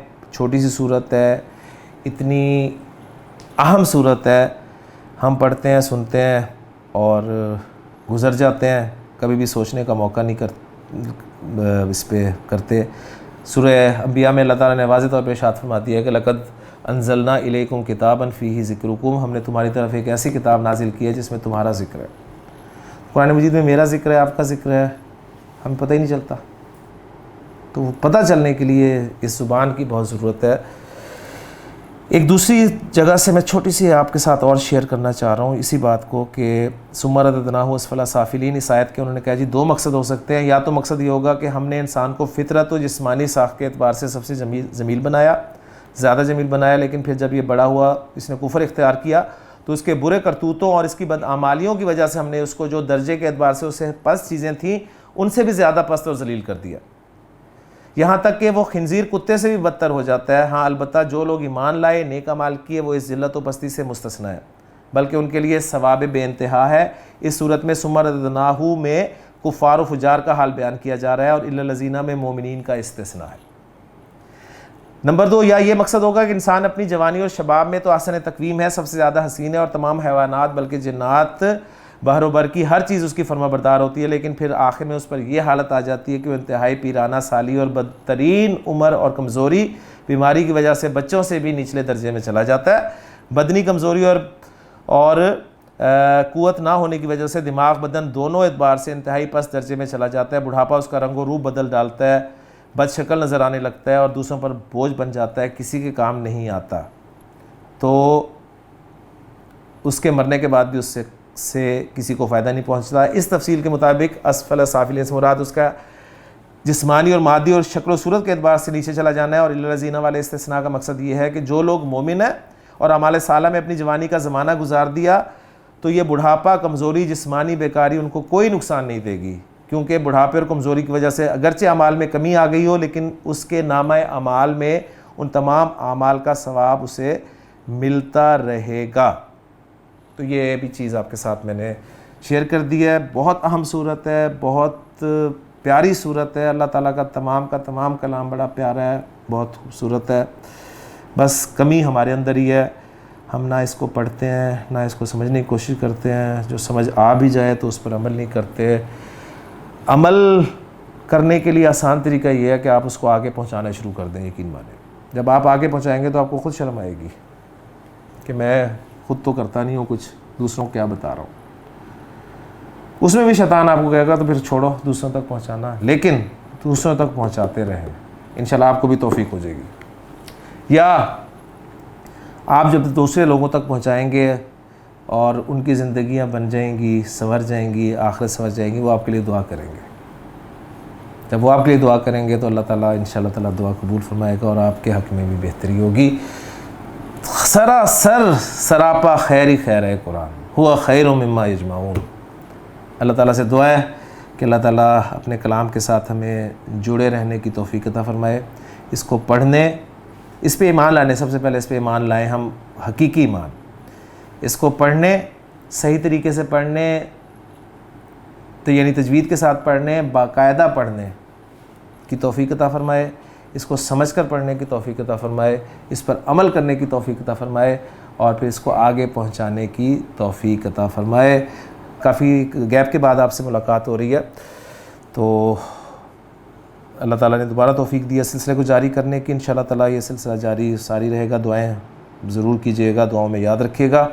انشاءاللہ تعالیٰ آپ سے اگلی صورت کے حوالے سے ملاقات ہوگی۔ سبحانک اللہم و بحمدک، اشہد ان لا الہ الا انت، استغفرک و اتوب الیک۔ تو کیا بتا رہا ہوں، اس میں بھی شیطان آپ کو کہے گا تو پھر چھوڑو دوسروں تک پہنچانا، لیکن دوسروں تک پہنچاتے رہیں، انشاءاللہ آپ کو بھی توفیق ہو جائے گی۔ یا آپ جب دوسرے لوگوں تک پہنچائیں گے اور ان کی زندگیاں بن جائیں گی، سنور جائیں گی، آخرت سنور جائیں گی، وہ آپ کے لیے دعا کریں گے۔ جب وہ آپ کے لیے دعا کریں گے تو اللہ تعالیٰ انشاءاللہ تعالیٰ دعا قبول فرمائے گا اور آپ کے حق میں بھی بہتری ہوگی۔ سراسر سراپا خیر ہی خیر ہے قرآن، ہوا خیر مما یجمعون۔